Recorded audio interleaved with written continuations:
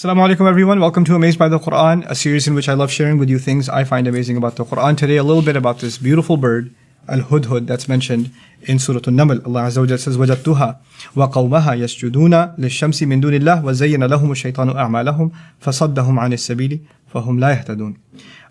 The bird comes and reports back to Sulaiman after going to see Queen Saba's kingdom. And this is her analysis. وَجَدْتُهَا وَقَوْمَهَا يَسْجُدُونَ لِلشَّمْسِ. I found her and her nation prostrating to the sun. So they're worshipping the sun. مِن دُونِ اللَّهِ, as opposed to Allah. وَزَيَّنَ لَهُمُ الشَّيْطَانُ أَعْمَالَهُم. And shaitan, the devil, has successfully beautified their deeds to them. Meaning this heinous act of worship is a decorated act, and they think it's a spiritual act and a great, profound ritual, etc. فَصَدَّهُمْ عَنِ السَّبِيلِ. So thus he has prevented them from the path, from the correct path. فَهُمْ لَا يَهْتَدُونَ. Thus they are not going to commit themselves to correct guidance. They're too invested and too immersed in their shirk ways, in their ways of blasphemy, and they've beautified it for themselves because of shaitan, that they're not going to commit themselves to guidance. I'm amazed by this ayah because this is a bird that's giving this profound analysis. A bird didn't just see that they're worshipping. It reports that they're worshipping the sun, number one, and that they've actually decorated this ritual to the point where she can tell shaitan has beautified this for them, and he's prevented them from any means of finding the right path. There's a really deep insight by a bird. And they're not going to commit themselves to guidance. فَهُمْ لَا يَهْتَدُونَ.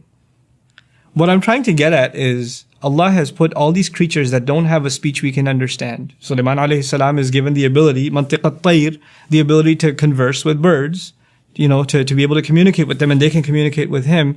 What we're learning through that little window that's been opened for us is these creatures, all of them have a language. And all of them they have their own way of recording what we do, what human beings do. Like you have a pet, or you're just driving around. You're driving to some bad place, and there's a bird sitting up on the wires on the street, or on the street light, and it just sees you, it looks towards you. It's a witness, and it's got a pretty detailed account of what you did. It's not just the angels on your sides that are writing it down.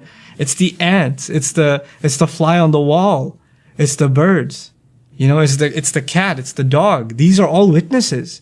And just because they don't speak now doesn't mean they won't speak on Judgment Day. Subhanallah. Even the way we think about animals and how much they are going to be recording on our behalf has changed just because of this ayah. What more do you need to become conscious of Allah? What did these people that were worshipping the sun, how trivial was it that a bird just flew by? You didn't even think about it. It's just a bird that flew by, and yet it was surveillance from Allah, is what that was. And surveillance to report back to a prophet. And then on the Day of Judgment, when everything becomes a witness, subhanallah. It's not just our own hands, our own feet, but even the animals around us are going to be witness. May Allah Azza wa Jal make us conscious and make us realize the presence of Allah and Allah's full view of all things just by these beautiful examples that He lays out for us.